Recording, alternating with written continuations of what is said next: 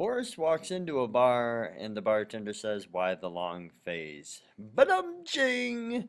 Awesome joke to get us started. I can just sense that you guys have smiles on your faces because of that. Jumping into the history aspect, though, let's get to our topic today. Wilson fights for peace. This is going to bring to end our unit number 2 on imperialism and World War One. The concepts for the day: what was Woodrow Wilson's vision of the World War One world, and did anybody share his vision? What was the Treaty of Versailles? How did it affect Germany? What were the long-term consequences of it? What was the status of the United States after World War One? And exactly what is isolationism? Very good. Key vocab for the day: 14-point plan, League of Nations, isolationism, Treaty of Versailles, and reparations is within the Treaty of Versailles. Let's get started. So last time we checked into World War One, the United States joined in 1917, Russia exits in 1917, and then a year later, approximately, the fighting is over. And there's not really an overwhelming reason why it ends. There's no significant battles that kind of turn the war in favor of one group of powers over the other, but it's more or less that nobody thought this war was going to be as long, as gruesome, or as difficult as it actually was. And when the United States joins, that morale boost that it gives to the Allied powers is tremendous.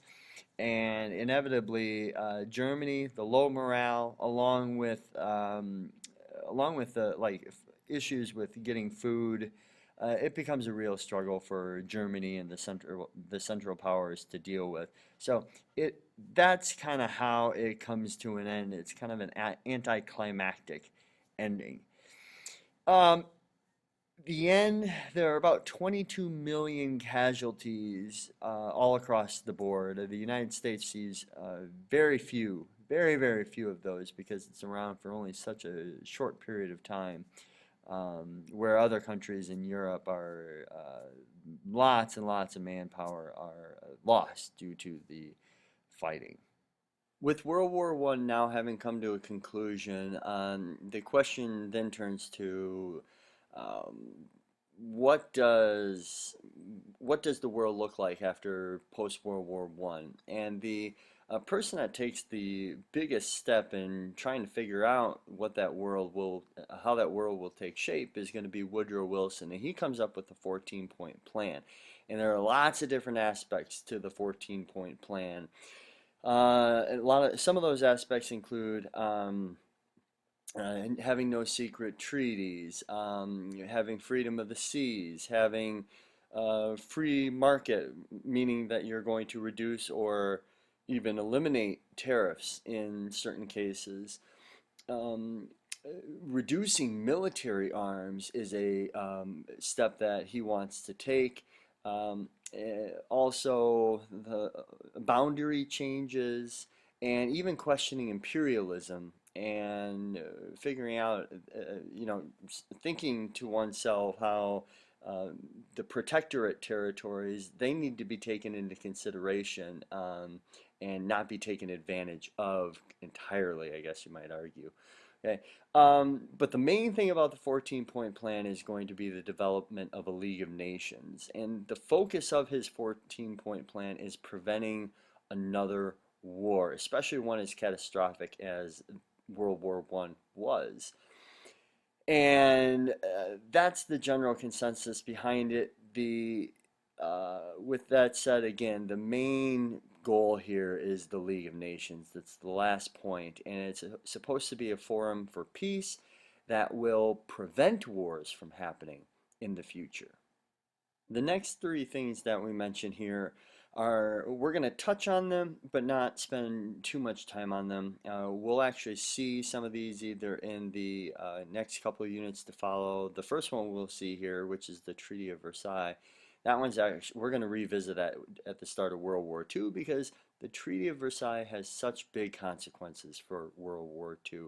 It is the foundation as to why Germany, Hitler, Germans in general, are so angry at a lot of the Allied powers from World War One. The Treaty of Versailles blames Germany for much of World War One. They take land away from them. They take colonies away from them. They're going to force Germany to pay for a lot of the war financially, pay a lot of the Allied nations for the war, and that's going to help contribute to Germany going into a Great Depression ahead of all these other nations that will eventually experience the Great Depression. So the Treaty of Versailles, a very large role, immediate role for Germany, and then a larger consequence later for a lot of the world. For the United States, after World War One, the United States is going to go into an accept the foreign policy of isolationism. And think about the root word there is isolate. They're going to kind of section themselves off from the rest of the world. And looks like in the 1920s, like a really great idea. We're going to see that everything's not great during the 1920s, though. And the last thing we'll mention is the Soviet Union.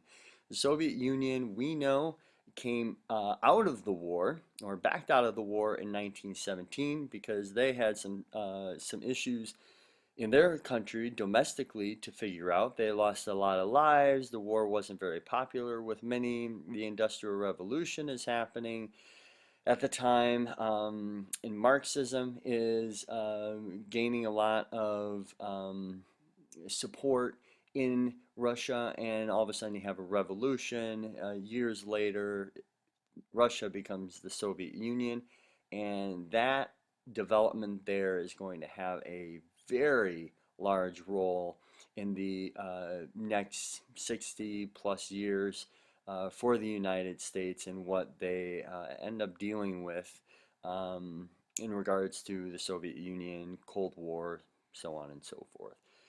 That's it for this unit.